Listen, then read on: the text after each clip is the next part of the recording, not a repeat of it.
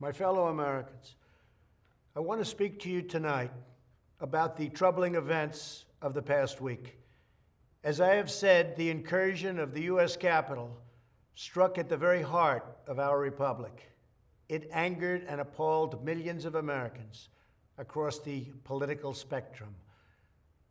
I want to be very clear. I unequivocally condemn the violence that we saw last week. Violence and vandalism have absolutely no place in our country and no place in our movement. Making America great again has always been about defending the rule of law, supporting the men and women of law enforcement, and upholding our nation's most sacred traditions and values. Mob violence goes against everything I believe in and everything our movement stands for. No true supporter of mine could ever endorse political violence. No true supporter of mine could ever disrespect law enforcement or our great American flag. No true supporter of mine could ever threaten or harass their fellow Americans. If you do any of these things, you are not supporting our movement, you are attacking it, and you are attacking our country. We cannot tolerate it.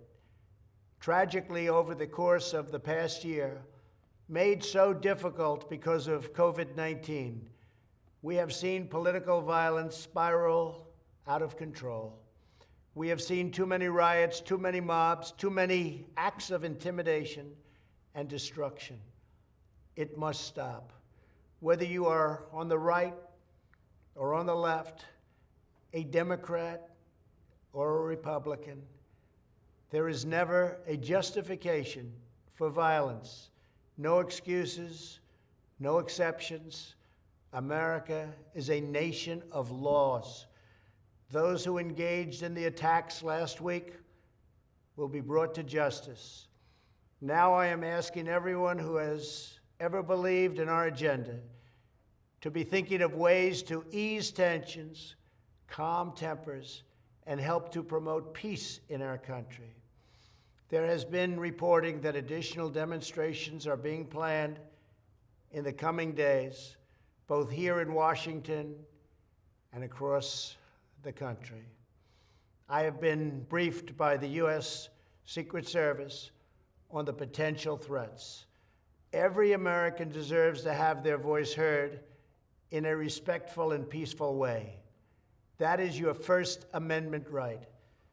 But I cannot emphasize that there must be no violence, no law-breaking, and no vandalism of any kind. Everyone must follow our laws and obey the instructions of law enforcement. I have directed federal agencies to use all necessary resources to maintain order. In Washington, D.C., we are bringing in thousands of National Guard members to secure the city and ensure that a transition can occur safely and without incident. Like all of you, I was shocked and deeply saddened by the calamity at the Capitol last week. I want to thank the hundreds of millions of incredible American citizens who have responded to this moment with calm, moderation, and grace. We will get through this challenge just like we always do. I also want to say a few words about the unprecedented assault on free speech we have seen in recent days. These are tense and difficult times. The efforts to censor, cancel, and blacklist our fellow citizens are wrong, and they are dangerous. What is needed now is for us to listen to one another, not to silence one another. All of us can choose by our actions to rise above the rancor and find common ground and shared purpose. We must focus on advancing the interests of the whole nation, delivering the miracle vaccines, defeating the pandemic, rebuilding the economy, protecting our national security, and upholding the rule of law.